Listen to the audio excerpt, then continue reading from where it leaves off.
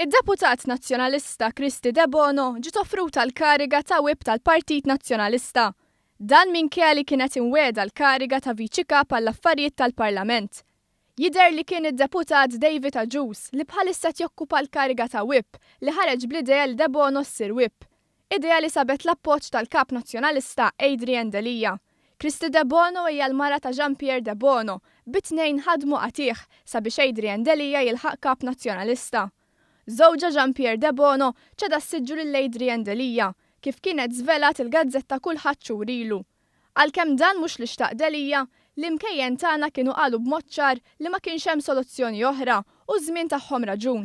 Il-Kap Nazzjonalista Adrian Delija qed jappoġġja qatih lil David Agius u d-deputat Clyde Puli sabiex ikunu huma li jieħdu l-kariga ta' Viċi Kap tal-Partit u Viċi Kap tal-Parlament.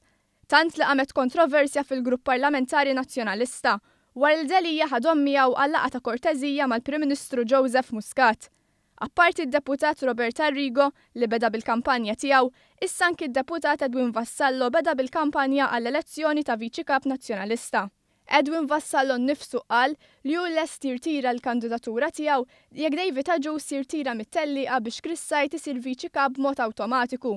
Iżda David Agius xorta waħda se jikkontesta jekk Chris Sajt jiddikjara li joħroġ għal Viċi Kap.